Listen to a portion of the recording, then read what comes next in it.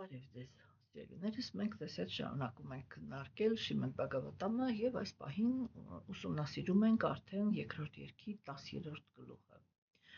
Ինչպես տեսանք, Շուկադեվը Գոսվամին ինքը այս գլուխը սկսեց այն նկարագրությունով, թե ընդհանրապես ինչ թեմաներ է քննարկում Բաղավատամը։ Մենք ձեզ հետ առաջի երգում մի թեթև խոսել ենք դրա մասին, որ Բաղավատամը իրականում ինքը ամբողջ արիացիների հոգևոր գրականության սերուցքն է։ Այսինքն շատ թեմաներ կան, որոնք այստեղ մանրամասնված չեն, այլ ներկայացված են խիտ կամ ինչպես ես սովորաբար ասում եմ, ցանկացած երևույթ ինքը ունի իր միկրոանալիզը եւ մակրոանալիզը։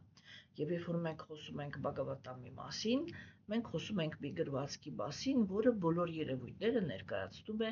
մակրոանալիզով, բացի 10-րդ երգից, որտեղ բավականին մանրամասը ներկայացվում է Գերագույն Աստծո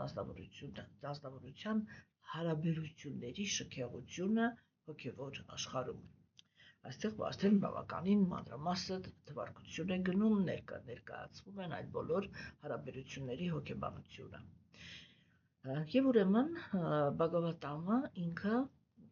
ինչպես ես արդեն ասեցի, վեդայական գրականության սերուցքն է, եւ մենք ուրեմն շարունակենք մեր քննարկումը։ Մենք կանգնեցինք այնտեղ, որ երրորդ տեքստում Շուկադեվը Գոսվամին ինքը ասաց, որ 16 տարերի ստեղծումը, որոնցից կազմված է նյութը, 5 տարերը, կրակը, ջուրը, երկիրը, օդը եւ տարածությունը, ձայն, ձև, համ, հոտ, շոշափելիք, ինչպես նաև աչքեր, ականջներ, քիթ, լեզու, մաշկ եւ միտք կոչվում է սարգա, իսկ նյութական բնության գունաների հետագա փոխազդեցությունը վի սարգա։ Եվ այստեղ մենք ձեզ հետ արդեն հանդիպում ենք սանսկրիտ բառերի, որը ինքը ուրեմն հասկացողություն է պահանջում, որպեսզի մենք կարողանանք հասկանանք, թե ինչի մասին է խոսքը։ Սարգա խոսքը ինքը ընդհանրապես անմիջապես սանսկրիտ լեզվից թարգմանված, ինքը նշանակում է արարել, արարել կամ ստեղծել, եւ այս խոսքը ինքը վերաբերվում է նախնական արարչագործությանը, չէ՞, այսինքն երբ որ արարվում են նյութական աշխարհի սկզբունքները, չէ՞, օրինակ ասենք, այ որ կենդանիակներ իրանք պետք է ունենան զգայարաններ, որ նյութական աշխարհը ինքը բաղկացած է 5 տարերից,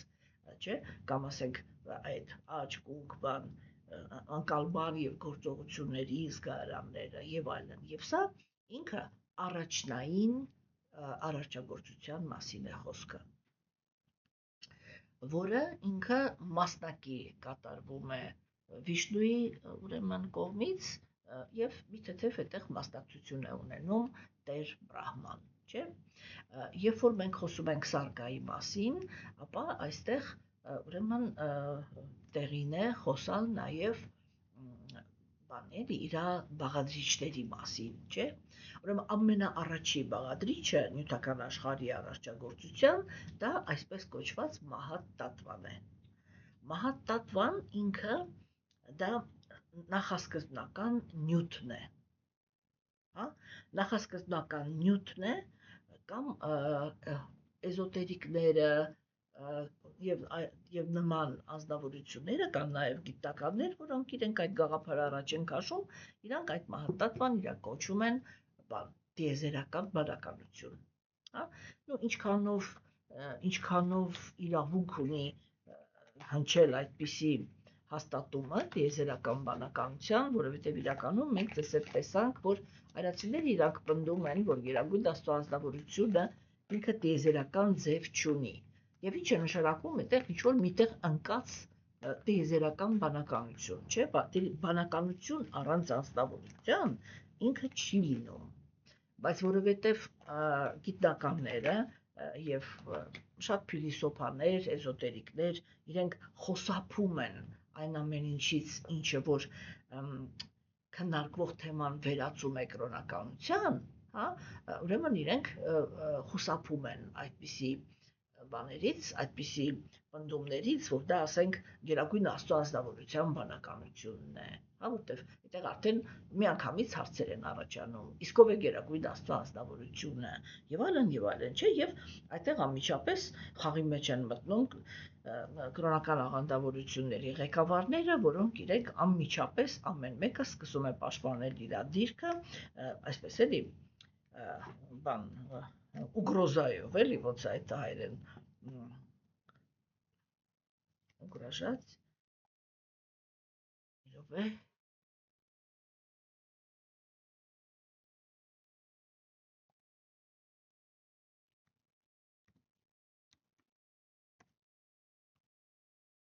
սպառնալիքներով, չէ, այսինքն իր հզորությամբ սպառնում է, որպեսզի, ասենք, ազնվորությունը, որը իրեն թույլ է տվել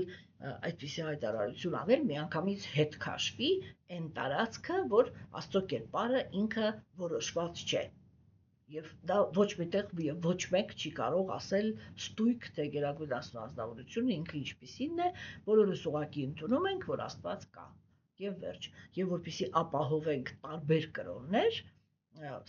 պետք է ուրեմն Աստծո ազնվորությունը ինքը որոշակի կերպարանք չունենա։ Եվ դրա համար այդպիսի գաղափարներ են առաջ քաշվում, տիեզերական բանականություն եւ այլն, բայց մահատատվան դա նախասկզբնական նյութն է, որից պատրաստվում է նյութական աշխարհի բոլոր մնացած օբյեկտները։ Եթե ես շատ պատկերավոր ասեմ, դա նյութական աշխարհի պլաստիլինն է։ Այսպես է կլոր պլաստիլին է դրած, որից կարելի է սարքել մոլորակներ, կարելի է սարքել մարմիններ, չէ, եւ մահատատվան ինքը արձագանքում է գիտակցությանը, երբ որ կենդանիակը ինքը գիտակցությամբ կպտում է մահատատվային, չէ, այսինքն օրինակ երբ որ արդեն ամեն ինչը պատրաստ է, տարածքը պատրաստ է, եւ կենդանիակը ինքը պիտի մտնի նյութական աշխարհ, մահատատվան, մենք դա երրորդ երգում ենք էլի նայելու, մահատատվան ինքը դա առաջի բանն է, որին հպվում է կենդանիակի նյութական գիտակցությունը։ Եվ կախված այդ գիտակցության վիբրացիաներից, այդ մահատատվան, այսինքն նախասկզբնական նյութը տվյալ կենդանիակի համար արարում է իր համար համապատասխան մարմինը։ Եվ մենք ստանում ենք այս մարմինը, որը այս պահին ունենք։ Այսինքն այդ երբ որ մենք ասում ենք սարգայի մեջ մտնում է այդ մահատատվան, այսինքն նախասկզբնական նյութը, մտնում է ահանկարան, որը ինքը կեղծ եսն է, կեղծ եսի գաղափարը, կամ ոչ թե գաղափարը, այլ կեղծ եսի տեսակները, հասկանում եք, որը իրենք ասենք այդ բազմազան կեղծ եսերի տեսակներ կան, որոնք կախված նրանից թե կենդանիակը ինքը ինչպիսի կեղծ ես է զարգացնում, համապատասխան կեղծ ես էլ ստանում է, հա։ Դրանք ուրեմն արդեն ասեցինք 5 էլեմենտներն են նյութական աշխարհի եւ զգայարանները, հա։ Այսինքն, երբ որ մենք ասում ենք սարգա կամ արարչագործություն, այստեղ արդեն ուրեմն խոսացվում է նրա մասին, որ դա այդ ընդհանուր, գիտեք, կեցության, հա, նյութական աշխարհի կեցության ընդհանուր ստրուկտուրան է, էլի, հասկանում եք։ Ինչ վերաբերվում է վիսարգային, երբ որ ընդհանրապես սանսկրիտ լեզվում, երբ որ որևիցե բառին միանում է վի այդ մասնիկը, հա, ինքը բան է անում, ուժեղացնում է իմաստը, հա, եւ իրականում այդ վի մասնիկը ինքը նշանակում է բաժանվել կամ բան բաց, вот разворачивание, էլի, ոնց ասեմ, այդ բացվելու process-ը, հա, այսինքն կա այլ նախնական նյութական աշխարհը, իր գաղափարներով, հնարավորություններով, ավելի ճիշտ է այսպես ասել, հա, եւ երբ որ գալիս է վիսարգան, դա արդեն այդ բաների կոնկրետ ֆորմաներն են։ Եվ սա երկրորդական արարչագործությունն է, որը իրականում արդեն լիարժեք, այսպես սկզբից մինչև վերջ, իրականացնում է Տեր Բրահման։ Մենք ձեզ հետ խոսացել ենք դրա մասին, որ երբ որ խոսացվում է բանը, վիսարգայի մասին, չէ, ապա բանը, երբ որ ասում ենք երկրորդական արարչագործություն, Բրահման ինքը կենդանի էակ է, ինքը գերագույն Աստծո ազնվորության մարմնավորումը չի։ Եվ սա շատ խորը իմաստ ունի, եթե դուք հիշում եք, մենք քննարկել ենք, որ իմաստը կայանում է նրանում, որ թե ինչպիսի կենդանի էակներ պետք է լինեն այս նյութական աշխարհում եւ իրանք ինչ հոգեբանություն են դրսևորում, դա արդեն կախված է կենդանի էակներից։ Այսինքն այս բազմազանությունը դա ոչ թե գերագույն Աստծո ազնվորության հորինվածն է, հա, այլ մեր ընտրություններին համապատասխան գիտակցությանը համապատասխան մարմիններն են։ Եւ այսպես ուրեմն, սիրելիներս, չէ, այդ Սարգան եւ Վիսարգան քննարկվեց, չէ՞ որ տեքստը ինքը հնչում էր այսպես, կենդանի էակները ճիշտ դիրքում են, երբ հնազանդվում են Տիրոջ օրենքներին։ Այսպես Տիրոջ գերագույն ազնվորության պաշտպանության ներքո նրանք հասնում են լիակատար խաղաղության։ Մանուն եւ նրանց օրենքները գոյություն ունեն մարդկանց կյանքը ճիշտ ուղղությամբ ուղղորդելու համար, ցանկացած գործունեության խթանը սեփական ջանքերի պտուղները վայելելու ցանկությունն է։ Հա, ուրեմն ինչպես տեսնում ենք, արդեն այստեղ այս տեքստով ներկայացվում է նյութական արարչագործության հոգեբանական հիմքը։ Հա, ինչ ասվեց, որն է այդ հոգեբանական հիմքը։ Մենք արդեն ձեզ հետ բազմիցս զրուցել ենք նրա մասին, որ ըստ արիացիների նյութական աշխարհ են գալիս այն կենդանի էակները, որոնք իրենք նախանձել են կամ Աստծո դիրքին, կամ որևիցե կարևոր նվիրալի դիրքին, հա, այսինքն գաղափարը ինքը հնչում է այսպես. ինչու է այդ դիրքը զբաղացնում հենց ինքը, այլ ոչ թե ես։ Ինչու է դա համարվում արդար, որ հենց այս ազնվորությունն է Աստված, իսկ ես մի հատ չնչին մասնիկ եմ, կամ ինչով է դա արդար, որ ինչ-որ այս կենդանի էակը ինքը ուրեմն այսպես բան էլի մտերմիկ Աստծո նվիրյալն է, իսկ ես այդ հնարավորությունը չունեմ, հա, ուրեմն այն նրանք ովքեր որ իսկ սա նախանձի թեման է, նրանք ովքեր նախանձում են Աստծուն կամ նրա մտերմիկ նվիրյալներին, իրենք ցանկություն են հայտնում անկախ գոյության։ Մենք ձեզ հետ արդեն քննարկել ենք, ցավոք սրտի երրորդ երգում ես այս գաղափարները ստիպված եմ լինելու կրկնել, ես դրա համար էլ չեմ սիրում նախապես ասել գաղափարները, որ հետո կրկնողություն է ստացվում եւ մարդը ինքը կարող է հոգնել լսելուց, բայց միևնույն ժամանակ էլ ասենք տեղին այնպիսի գաղափարներ պիտի բացատրես, որ եթե մի քիչ առաջ չանցնես, այդ գաղափարները բացատրել չես կարող։ Դրա համար ստիպված ես նախապես ինչ-որ մի բան ասել, հետո կրկնել այն ժամանակ, երբ որ արդեն դրա տեղն է, չէ՞։ Մենք դες հետ արդեն քննարկել ենք եւ մի անգամ էլ ենք ստիպված լինելու քննարկել հետագայում, հիմա նորից պիտի ասեմ այդ նույն բանը, որ երբ որ գերագույն Աստծո ազնվորությունը ինքը տեսնում է, որ կան կենդանի էակներ, որոնք իրենք իր կամքից անկախություն են ուզում, ինքը այդ անկախությունը կենդանի էակներին տալիս է։ Բայց միևնույնն է, ճշմարտությունը մնում է այն, որ կենդանի էակը ինքը ոչ մի սեփական ռեսուրս չունի իր այդ անկախ գոյությունը ապահովելու համար։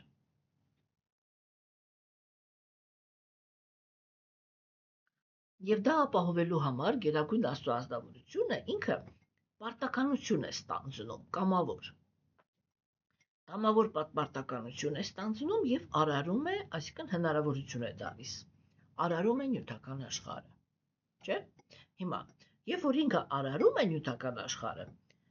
դա մենք է որ չենք պատկերացնում, այսինքն նյութական աշխարհ եկող կենդանի էակները իրենք չեն պատկերացնում, թե իրենց այս նյութական աշխարհում ինչ է սպասում։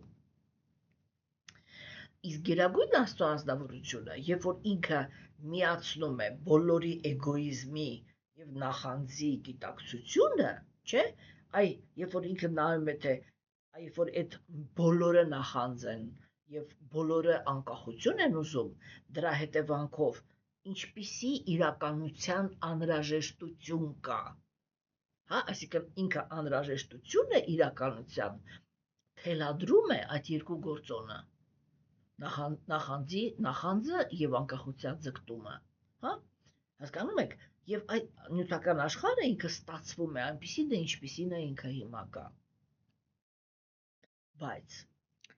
Գերագույն Աստծո անձնավորությունը ինքը չի դադարում մնալ բարյացակամ։ Հասկանում եք, ի տարբերություն հрьяաների պատկերացումների, արիացիները իրենք կտրականապես համաձայն չեն, որ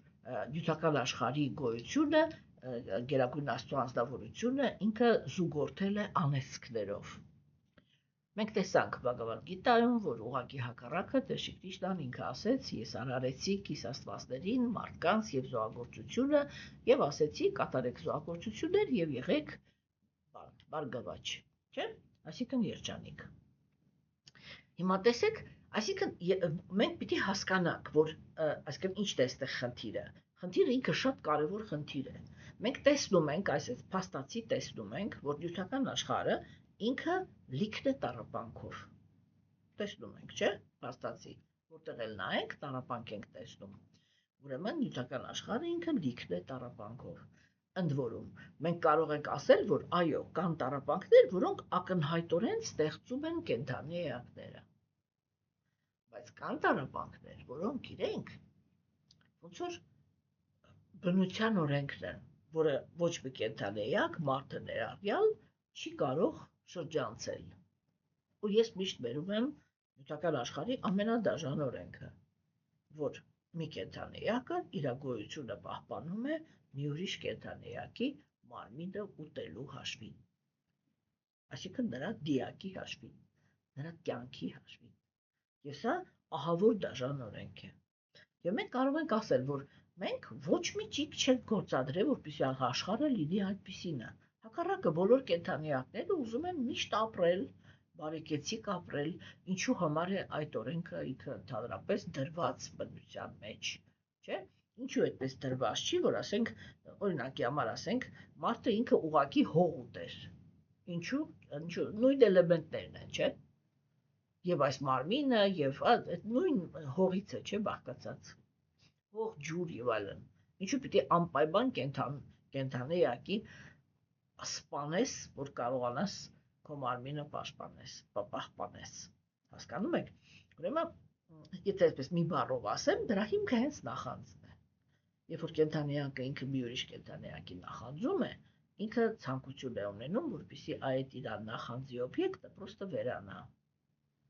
Այսինքն դա կենդանի էակի կարիքն է, նախանձ կենդանի էակի կարիքն է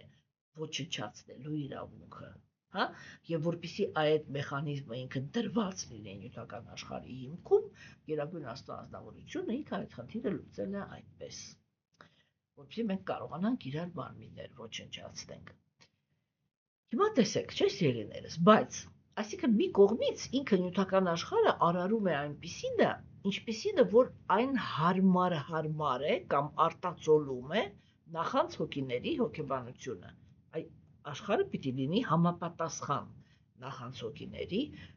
հոգեբանությանը։ Մյուս կողմից, չէ, մենք նայել ենք քննարկել, որ Գերագույն Աստծո անձնավորությունը ինքը միևնույնն է մնում է բարյացակամ։ Այսինքն ինքը համարում է, որ կենդանի էակը ինքը գիտությունից։ Մենք միշտ պետք է հիշենք, որ արիացիները իրենք բոլոր թերությունների հիմքը համարում են տգիտությունը։ Ոչ թե սատանայի բանը, այդ որ ինքը իսկուշենիա ոնց է գայթակղությունները, հա, ոչ թե սատանայի գայթակղությունները, այլ դա կենդանի էակի ընտրությունն է։ Հիմա, բայց այդ ընտրությունը ինքը հանում է իմенно տգիտության հիմքի վրա։ Դրա համար, որպեսզի կենդանի էակը ինքը դադարի վատ գործեր անել, դադարի դաժան լինել, դադարի նախանձել, դադարի այսինչը, այնինչը, այդ գիտելիքի բացը պիտի իր մոտ լրացվի։ Եվ ուրեմն Գերագույն Աստծո անձնավորությունը դա անում է, այսինքն դա անում է նրա հաշվին, որ այո, նյութական աշխարհում կենդանի էակները իրականացնելով իրենց նախանձը, թշնամանքը, մրցակցելու ցանկությունը եւ այլն, լիքը տառապանք է ստանում։ Եվ երբ որ ինքը տառապանք է ստանում, իր մոտ սկսվում են այն process-ները, որը կարելի է ասել նյութական աշխարհից դուրս գալու ցանկությունն է առաջանում։ այս աշխարհից պրծնելու ցանկությունը։ Եվ այդ ուրեմն ցանկությունը իրականացնելու համար Գերագույն Աստծո ազնվորությունը ինքը տալիս է կենդանիակներին գիտելիք, թե ասենք ինչպես կարող են խաղաղ եւ երջանիկ ապրել էգոիստները, որոնք ձգտում են անկախության։ Հասկանում եք։ Եվ այստեղ հնչեց այդ ամենագլխավոր գաղափարը, որ ազնվորությունը կամ հոգիները իրանք պետք է ուրեմն պաշտպանություն ստանան Գերագույն Աստծո ազնվորության կողմից, հնազանդվելով նրա օրենքներին։ Որոնք են այդ օրենքները։ Դրսը մենք ձեզ հետ քննարկել ենք, որ ամենագլխավոր օրենքը դա հանրահայտ այն օրենքն է, որը բոլորս գիտենք, որ մի արա ուրիշի հետ այն, ինչ որ չես ուզում, որ արվի քո հետ։ Այսինքն իմիջիալոց այսա հոգևոր աշխարհի նախանձինել է վերաբերվում, չէ՞։ Տեսեք, ասենք, այնտեղ օրինակ ասենք, ինչ որ մեկը Գերագույն Աստծո ազնվորության մտերիմ ընկերն է։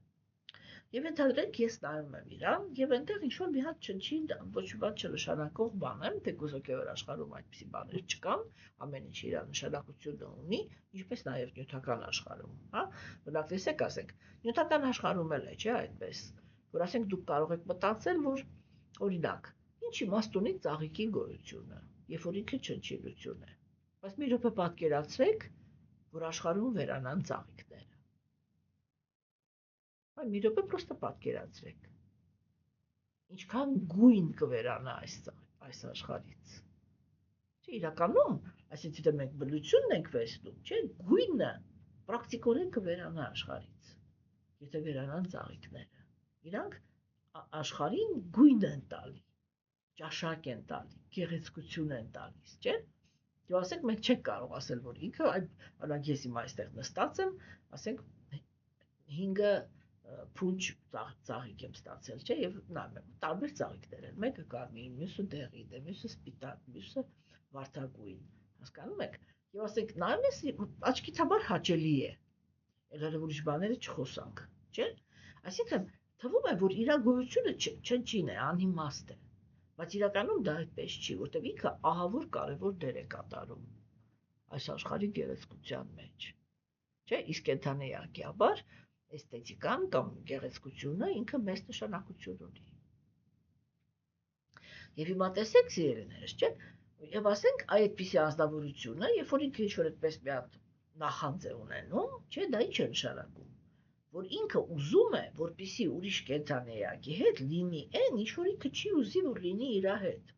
Այսինքն ինքը ուզում է, որ այդ կենդանիակը վերանա կամ կորցնի իր դիրքը։ Հիմա ենթադրենք Գերագույն Աստծո ազնվորությունը կատարեց այդ հոգու ցանկությունը եւ դիմացինին վերացրեց, ասես լավ, ինչի՞ց է ճղայլանում, որ ինքը իմ մոտիկ ընկերն է, ինքը էլի մոտիկ ընկերը չի, այստեղից գնա դարձի փոշի։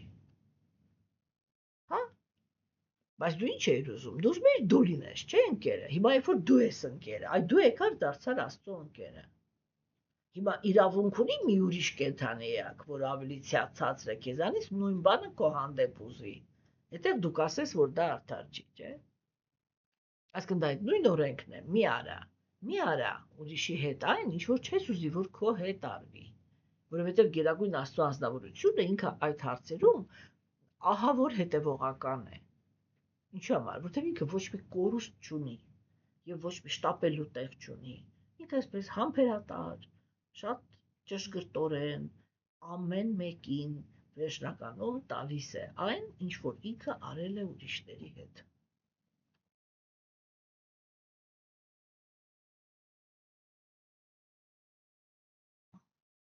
Հասկանում եք, սիրելիներս։ Ուրեմն մենք պետք է հասկանանք, չէ՞, որ այս պայմաններում հիմա Գերագույն Աստծո ազնվորությունը ինքը միևնույնն է մնում է բարյացակամ։ Եվ այդ բարյացակամությունը ինքը արտահայտում է այդ դրանով, որ նյութական աշխարհում ներկա է հոգևոր գիտելիքը։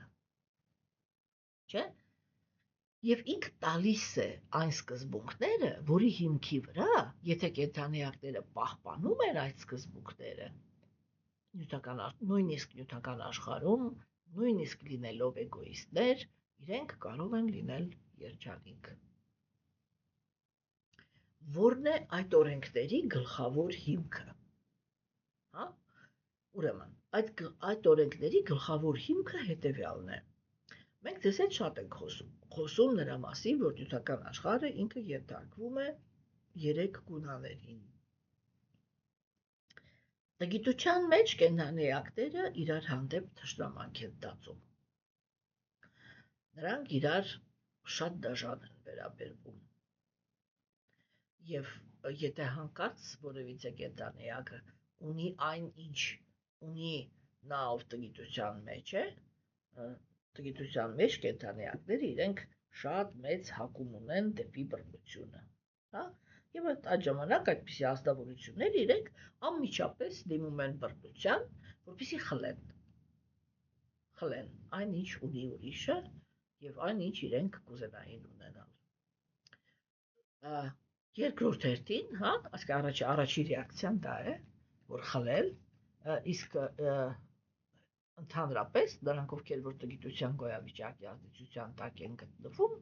իրենք այդ թշնամանք են տածում բոլորի հանդեպ եւ բռնանալու հակում ունեն։ Հիմա, երբ որ կենդանիակը ինքը գտնվում է կրքերի ազդեցության տակ, հա, ինքը ուրիշ տրամադրությունների մեջ է։ Ինքն էլ բանի ոչ թե թշնամանքի, այսինքն բռնության, սպանության եւ այլն, այլ մրցակցությունների տրամադրության մեջ է։ Մենք ձեզ հետ շատ ենք խոսացել, որ եթե մի քիչ մտածում ենք, պարզ երևում է, չէ, որ ոչ թշնամանքի հիմքի վրա, ոչ էլ մրցակցության հիմքի վրա, ընդհանրապես երջանկությունը հնարավոր չի։ Այդ բոլորի երջանկությունը։ Այո, եթե մենք մրցակցության մասին ենք խոսում կամ բռնության մասին ենք խոսում, նա ով որ բռնանում է, նա ով որ մրցակցության մեջ հաղթում է, նա ինչ-որ ռեսուրս է ձեռք բերում այս աշխարհում, որը կարող է օգտագործել իր վայելքների համար եւ համարել դա երջանկություն։ Իսկ ո՞րն է գերագույն Աստծո անձնավորության օրենքը։ Իրականում այդ օրենքը հասկանալու համար շատ մեծ ու ծավալուն խոսակցություններ են պետք, որը մենք ընթացքում այսպես կամաց ընթացիկ անպայման այդ խոսակցությունները մինչև վերջ կանենք եւ իրականացնենք բոլոր այդ ճշմարտությունները։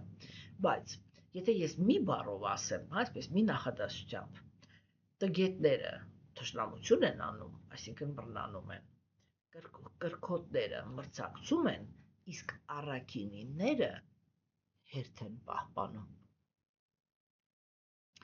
Այսինքն տգետները իրենք ասում են, միայն ես իրավունք ունեմ վայելեմ։ Կրքոտներն ասում են, դու էլ իրավունք ունես վայելես, բայց ես պիտի վայելեմ առաջինը։ Հա? Իսկ առաքինիները ասում են, ով արժանի է, նա էլ պիտի վայելի առաջինը։ Ով է համարվում առաջին, եւ սա արդեն աստվածային օրենք է, որ ով բան է, ով արժանի է, նա պիտի վայելի առաջինը։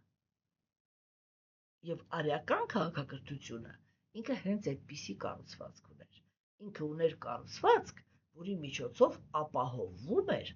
այդ թեման, որ առաջինը վայելում է նա, ով արժանինքներ ունի։ Այդ արժանինքները իրենք պարզաբանվում էին մարդու աստղագիտական, ուրեմն քարտեզով, նրա ձեռքերի միջոցով, թվագիտական հաշվարկներով եւ այլն, այդպիսի, ասենք, բաները, գիտությունները իրանք բավականին շատ են։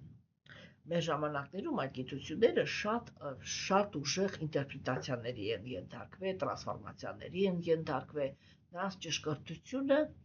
այս պահին ես չեմ կարող ասել, քանի տոկոսանոց է։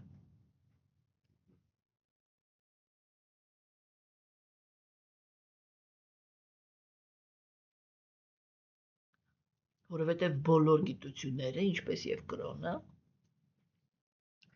ունեն տարբեր դպրոցներ, տարբեր ուղղություններ, որտեղ նույն բանը կարող է բացատրվել բացարձակ այսպես 170 աստիճան իրար հակասող ինչ-որ բաներով էլի, դրա համար ասենք մեր ժամանակներում խոսալ նրա մասին, թե այդ ամեն ինչը ինչքանով է ուրեմն հեղինակավոր ես ուղղակի ինձ թույլ չեմ տա, որովհետև չեմ հետապնդում նպատակ ձեզ խաբել։ Հիմա տեսեք սերիներս, չէ՞։ Այսինքն այդ բաները, թե մարդը ինքը ինչ արժանինքներ ունի, արիացիները երբեք ոչ մի հատ, այսպես օրինակի համար մի հատ այդպիսի օրինակ այդ ամբողջ ահռելի գրականության մեջ չկա, որը ինքը ներկայացներ, որ ասենք, ինչ որ մի հատ անարդարություն է տեղի ունեցել իմինարիական քաղաքակրթության մեջ, իրանից դուրս խնդրեմ, ինչքան ուզում եք, բայց իմինարիական քաղաքակրթության մեջ, որ ինչ որ անարդարություն է տեղի ունեցել։ Սխալ կարող է տեղի ունենալ եւ միանգամից ցույց է տրվում, թե ասենք իրական կրոնը ինքը ինչ ինստրումենտներ ունի ցանկացած սխալի հետ աշխատելու։ Հասկանում եք, բայց այդ բանի հետ էլի որ ոչ թե սխալ այլ բան, ոնց ասեմ,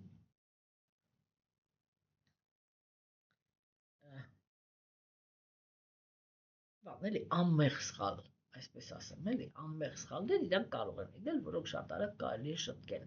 բայց այդպես որ ինչ-որ մի բան տեղի ունենա, որը մարդուն ինքը կդժբախտացներ, կամ այսպես ինչ-որ 180 աստիճան հակառակ իր տվյալների ինչ-որ բան կասվեր, այդպիսի բան ընդհանրապես գոյություն չուներ։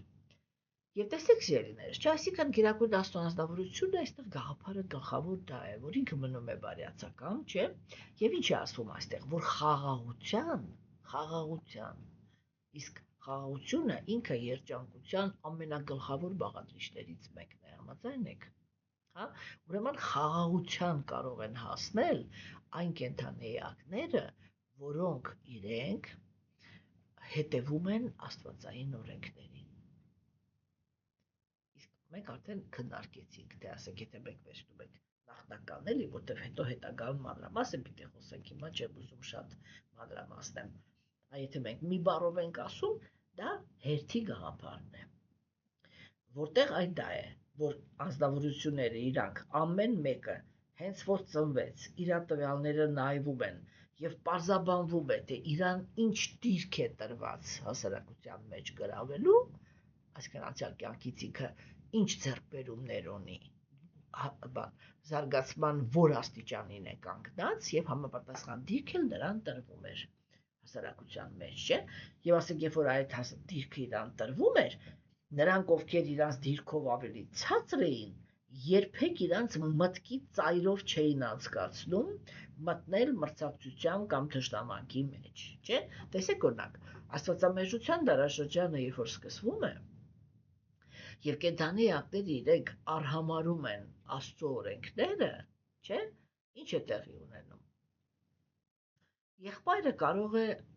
թագի համար իր եղբորը թունավորել, կարող է ժամանակից շուտ սպանել իր հորը, որպեսզի նստի իրանց տեղ եւ բանանի ղեկավարի, չէ՞, լինի արքա, որից ավելի բարձր ոչ մեկ չկա։ Հասկանում եք, մենք գիտենք, որ մեր դարաշրջանը ինքը ուղղակի հակառակը, այդ բարձր դիրք գրավողների հանդեպ զանազան պրովոկացիաների եւ կեղտոտություններ անելու մշակույթը աստվածամեժության դարաշրջանում այսպես ուղղակի ծաղկում է։ Չէ, ինչու համար, որովհետեւ բոլորը հենված են կամ թշնամանքի հիմքի վրա կամ մրցակցության։ Եվ այդ երկու հիմքի վրա կենդանիակները կարող են անասելի դաժան արարքներ կատարել մեկը մյուսի նկատմամբ։ Հասկանում եք։ Իսկ երբ որ կենդանիակները իրանք գնում են արդեն գերագույն Աստծո անձնավորության, ուրեմն օրենքներով, ինքը առաջինը շովինիզմից ազատ է, երկրորդը անարդարությունից, ուղղակի պատճառ չունի լինի անարդար։ Հասկանում եք, ինքը ոչ մի շահով երբեք ոչ մի բանի մեջ մտած չի, ինչի, որտեվ իրանից զորեղը չկա, ոչ իրանից զորեղը կա, ոչ իրանից ավելի շատ երջանիկը կա, ոչ իրանից ավելի գեղեցիկը կա, ոչ իրանից ավելի, հասկանում եք, չէ, բոլոր սֆերաներում ինքը բոլորի հանդեպ առավելություն ունի, դրա համար ինքը երբեք ոչ մի բանը չի անում նախանձից, որտեղ չկա այդպիսի կենդանիակ, որը կարող էր իր նախանձը գրգռեր, հասկանում եք։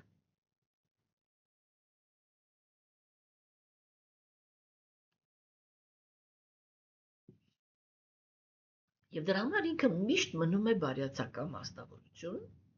դրա հետ մեկտեղ ինքը ամենաիմաստուն աստավորությունն է։ Եվ այդ իր իմաստությունը ինքը թույլ է տալիս, որպեսզի ինքը կարողանա այնպիսի օրենքներ առաջարկել կենդանիակներին, որպեսզի բոլորը ապրեն խաղաղ։ Ինչ է այդ խաղաղը, դա այդ է առանց թշնամանքի, առանց մրցակցության։ Հասկանում եք, չէ՞։ Օրինակ տեսեք կրոնականությունները, չէ՞, իրանք աշխարհում ընդունված մեծ շատ հետևորդներ ունեցող կրոնականությունները իրենք աստվածամերժության դարաշրջանում հիմնականում միշտ օգտագործվել են որպես բռնության ինստրումենտ։ Երբ որ հայտնվել են այսպես կոչված ազատ աշխարհը, այսինքն Միացյալ Նահանգները, չէ՞, իրանց ամենահիմքում ամենագլխավոր բանը, որը դրված է, դա մրցակցությունն է։ Всё։ Մրցակցիր, կարող ես հաղթիր, չես կարող գնա մահացիր, վերջ։ Շատ բան, այսպես շատ սիրտ անհոգի օրենքներ։ Մրցակցության դաշտ է, ինչ կարող ես, այ քո ունակությունները ցույց տուր, ոչ մեկ դեմ չի։ Հասկանում եք, մի քիչ այլ է, մի քիչ տարբերվում է դրանից, այն ինչ որ կոչվում է Starý Svět, հա, այսինքն Եվրոպա, որտեղ մարդու իրավունքները դիտարկվում են բացարձակ այլ մակարդակի վրա։ Մի քիչ մոտիկ է արդեն առաքինության գունային, թեկուզ իհարկե այդ մի քանի թեմա կա, որտեղ իրանք շատ չափազանցությունների մեջ են ընկել, եւ հենց այդտեղ է որ ինչի պատճառով որ ռեակցիաներ են ստանում, բայց դա միշտ նշանակում է, որ ասենք կոնկրետ եթե մարդը ինքը այդպես մի քիչ լուրջ մտածի, կարող է գալ դավադրությունների տեսության անհրաժեշտ ընդունելու անհրաժեշտությանը, որովհետև այո, հասկանում եք, եթե մարդիկ իրանք ինչ-որ այնպիսի քայլեր են անում, որոնց հետևանքով ակնհայտորեն հասարակությունը ինքը տուժելու է, չէ, այն բարոյական բան կողմերը հələ մի կողմ թողնենք, ասես չիստը, որպես գոյություն։ Ինչ է արվում այն ազգերի հետ, որոնք իրենք օրինակ իրենց համար բան են, ինչ-որ գեր նպատակ են վերցնում գեյեր բազմացնելը,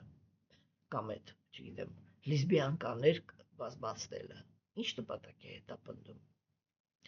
Քանի հազարավոր մարդ է հենց այնտեղ տեղում ընդհանրապես փակում այդ հարցը, որ ինքը իրան վերարտադրելու է։ Հա? Եվ ինչու է հենց այդ ժամանակ կան ազգեր, որոնց տրվել է մուսուլմանությունը, որտեղ ամեն մի տղամարդ վերցնում է մի քանի կին, այդ մի քանի կրոջից ամեն մեկից արի միասան մի 10 հատ երեխա է ունենում։ Իսկ դրանց էլ արհեստական բազմացնում են, չէ՞։ Իսկ այստեղ արհեստական բոլորին դարձնում են մեռնող ազգեր։ Եվ եթե կարմիր ռասան անգլիացիները, իսպանացիները, պորտուգալացիները եւ ֆրանսիացիները վերացրեցին զենքի միջոցով, ապա սպիտակ ռասան հիմա ոչնչացվում է առանց զենք կիրառելու։ Այդ գեր եւ լեսբիանկաներ, տրանսվեստիտներ եսի միջեր բազմացնելով, որտեղ ահռելի քանակությամբ տղամարդիկ եւ կանայք դուրս են գալիս, չէ՞, եւ ասենք այդ ազատության գաղափարը, որտեղ մրցակցությունը, կարիերան ինքը շատ մեծ նշանակություն է ձեռք բերում, չէ՞, եւ մարդը ինքը իրականում ասենք չի կարողանում իրեն թույլ տալ շուտ ամուսնանալ։ Եվ հիմնականում, ասենք, եվրոպացիները իրենք ամուսնանում են երևի թե, չգիտեմ, 30 տարեկանին մոտ, եթե ոչ ավել։ Բայց սեռական կյանքի մեջ մտնում են 5-րդ դասարանից։ Հասկանում եք, այսինքն այսօր աղավաղումներ կան, որ իրանք այդքան էլ լավը չեն, բայց որ ասենք մարդու իրավունքների տեսանկյունից, բանի տեսանկյունից շատ ավելի փափուկ միջավայր է, դա ակնհայտ է, չէ՞։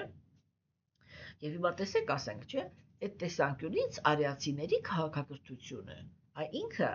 գնում է այդ ուղղությամբ, որ հապկացնի, որպեսզի լինի խաղաղ կյանք։ Այդ խաղաղը նշանակում է, որ ամեն մեկը ինքը հասկանում է, որ ինքը ծնվել է այնտեղ, որ ինչին համապատասխան, որ ինքը անցյալ կյանքերից ձեռքբերումներ ունի։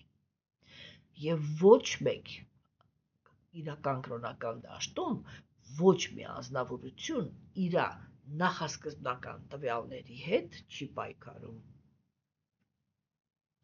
Այլ ինքը հասկանում է, որ իրան այս տվյալները տված են ի վերուստ եւ տված են, ռուսերեն ասում են, բան, հա, նարաբոտկա, այսինքն տված են, որպեսզի անձնավորությունը ինքը ինչ որ հետևությունների գա, հա, որովհետև ցանկացած վատ իրավիճակ դա մեղքերի դիմաց տրվող ծանր իրավիճակներ են, որոնք ազնվորությունը ինքը պիտի հասկանա, թե դա ինչով է վաստակել այդպիսի իրականությունը։ Հա, եւ արդեն վաստակելուց հետո ինչպես պիտի վարվի այդ իրականության հետ։ Եվ առաքելության դաշտում ոչ մեկ իր այդ ծնունդից եկող տվյալներից չի խուսափում։ Մնում է իր տեղում, հա, կատարում է այդ տեղին համապատասխան պարտականությունները, ունենում է այդ տեղին համաձայն կյանք, եւ եթե դա այդքան էլ բարձր կյանք չի, ինքը մրցակցության մեջ չի մտնում,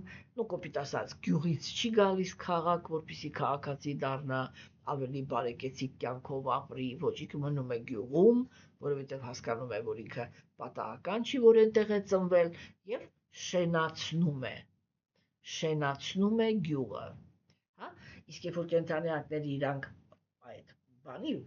մրցակցության մեջ են մտած, իրանք անում են համեմատություն եւ մտածում են, ինչի պիտի ես այստեղ տանջվեմ, մթոb շենացնեմ, երբ որ ես կարող եմ գնամ քաղաք եւ իմ կյանքը վայելեմ։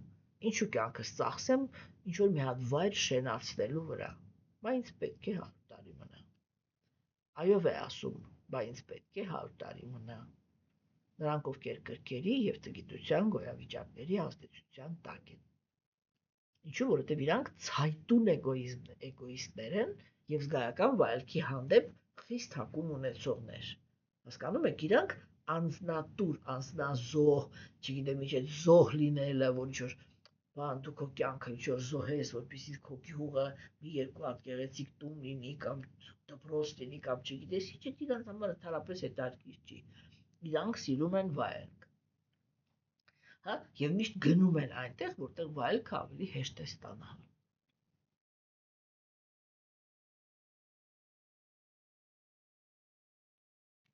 Եվ երբ որ հասարակության մեջ մարդիկ այդպիսինն են,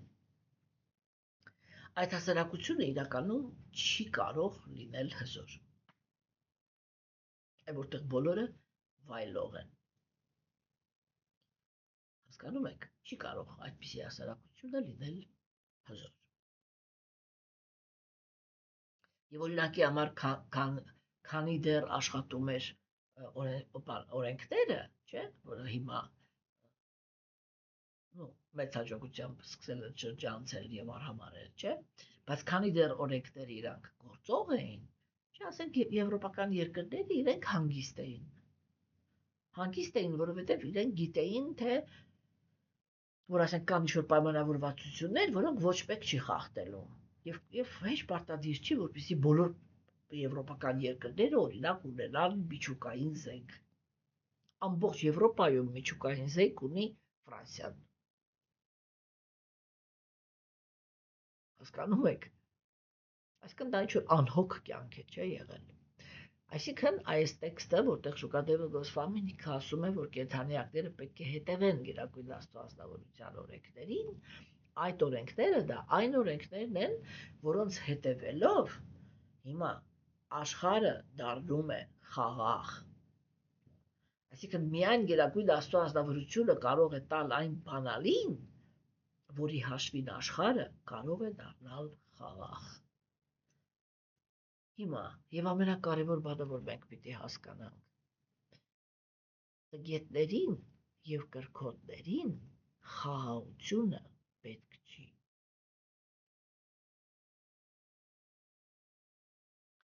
Իրանց երկուսին էլ առավելություն է պետք։ Հասկանում եք։ Իրանց խաղաղություն պետք չի։ Եվ այդ առավելությունը հաստատելու համար իրանք պատրաստ են ցանկացած քայլերի։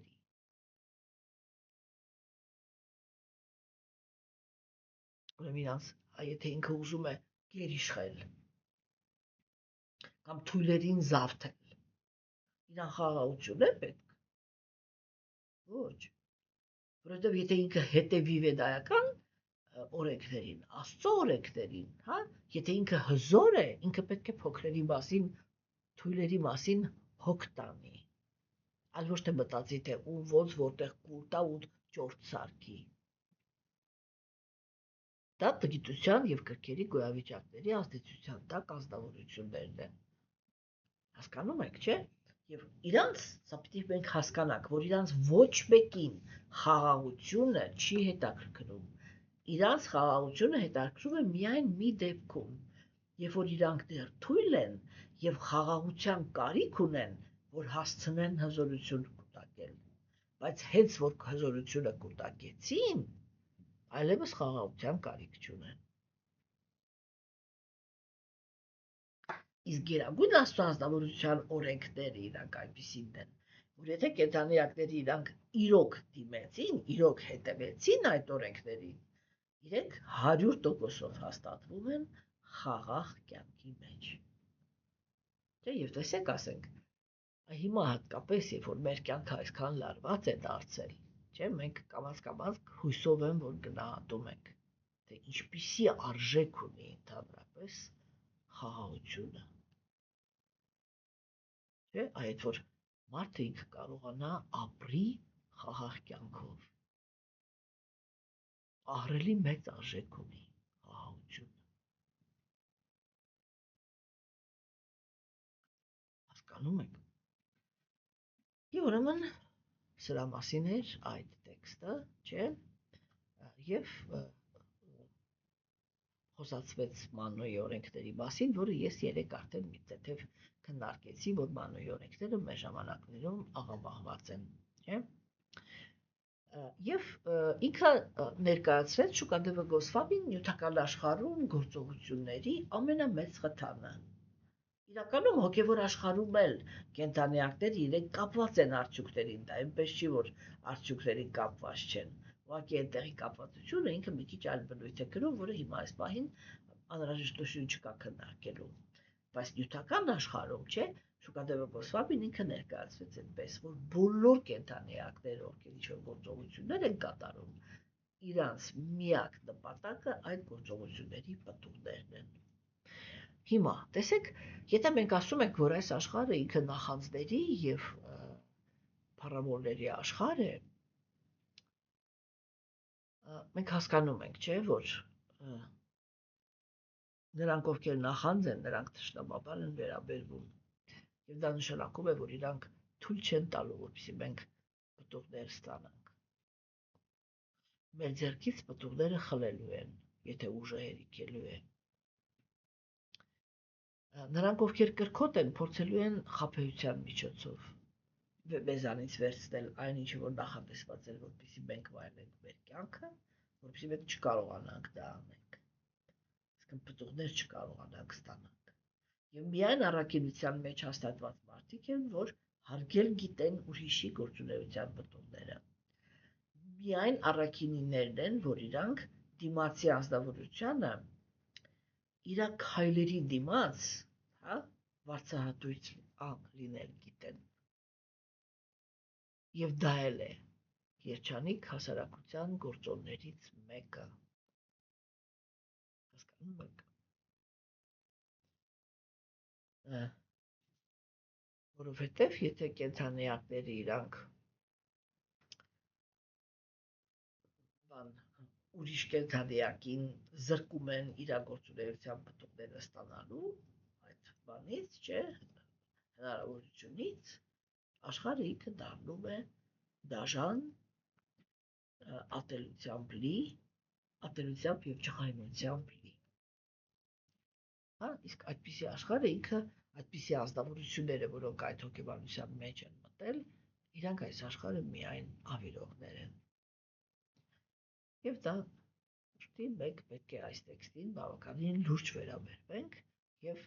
այսպես էլի ինքներս մեր մեջ վերագնահատենք ընդհանրապես այդ թեման։ Տեսնենք, որ ասենք մարդիկը պետք է նայի իր մեջ եւ ուշադիր լինի, թե ինքը արդյոք